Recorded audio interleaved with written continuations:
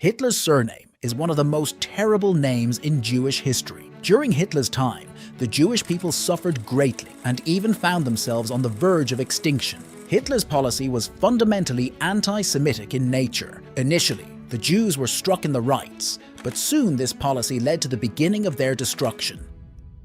The question arises, why did Hitler dislike the Jews so much? This is what we will talk about in this issue.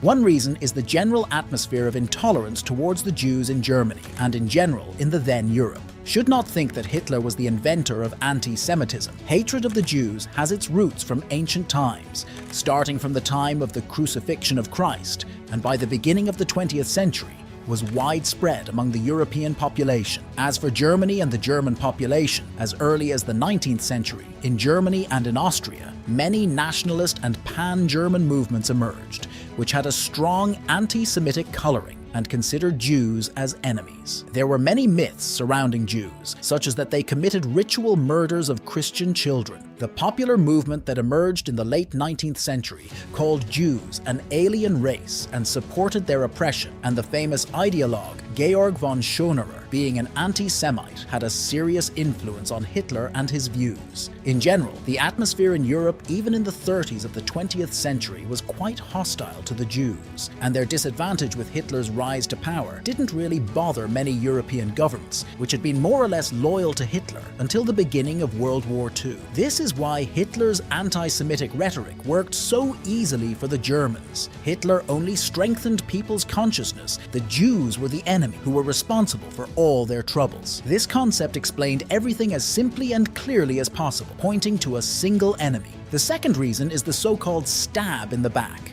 The concept of stabbing in the back was popular in the German society of the time and was also supported by Hitler. What did it mean?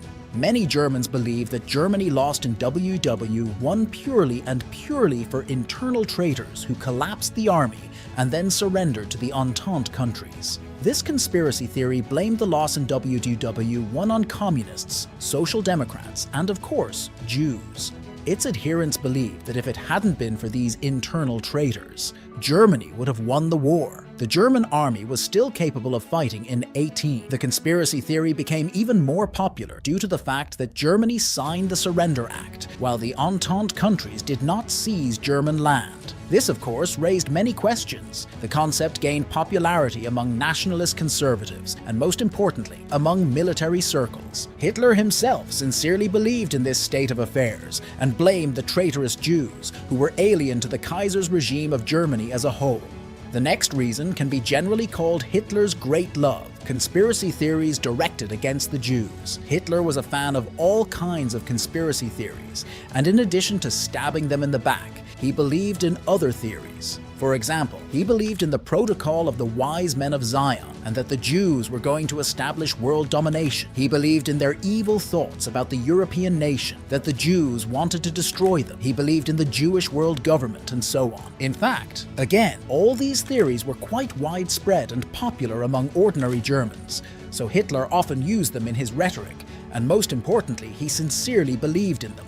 The next reason could be called communism. Hitler considered the concept of communism to be hostile to the German people, as it was based on cosmopolitanism and rejection of nationalism. In this, Adolf saw a threat to the existence of the German nation and race. German communists, as it is supposed to communists, were quite radical against the Kaiser's Germany and the old orders, which tried to destroy in every possible way. At the time of the Russian Revolution on the territory of Germany were even attempts to create socialist republics, for example. For a short time, there arose Bavarian and Bremen Soviet republics, so all communists a priori considered as enemies of Germany, trying to destroy it, which again was partly true, based on the communist concept of world revolution. Also, Hitler was seriously influenced by the experience of Russia, where Bolsheviks came to power and began to carry out their ideology in practice. It was in Soviet Russia Hitler always saw the main enemy of the German National Socialist, and even before coming to power, often promised to smash the Bolsheviks. However, we seem to say Jews also connected with communists and Jews. Hitler had a prejudice that these were in fact synonymous, since it was the Jews who were at the head of the communist. Again, such prejudices were not born out of nothing, and it is true that there were many Jews among the communist leaders, years. Even the creator of the ideology, Karl Marx, was a Jew. At the same time, there were many Germans among the German communists.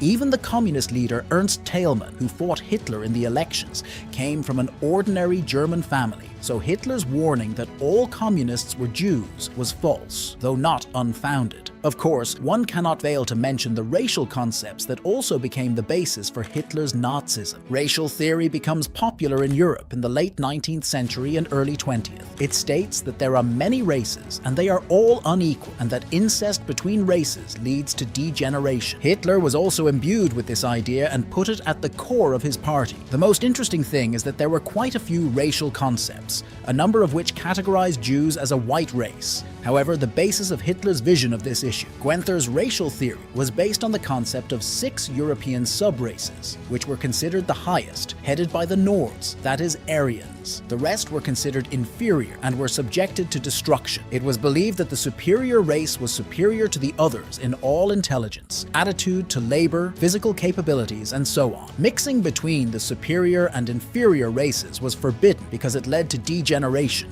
in the people. As you realize, the Jews were categorized as an inferior race that was subject to elimination. It is worth noting that it was race theory that radicalized anti-Semitism quite a bit. If earlier Jews, in order to avoid oppression, it was enough just to be baptized, after which they were no longer considered Jews, then with the manifestation of racial theory, the concept of anti-Semitism has acquired a physiological character, from which the Jews simply could not get rid of this concept, gave rise to the idea of the elimination of the Jews as a people. In 1935, Hitler introduced racial laws that stripped Jews of citizenship and restricted their rights. For example, to engage in certain professions. At the same time, there was a process of so-called Aryanization, by which Jewish property was confiscated in favor of the Aryans, thereby depriving them of business and opportunities for food. All this ended with the fact that already from the beginning of the war, a plan was approved for the final solution of the Jewish question, where it was decided to simply destroy the Jews physically.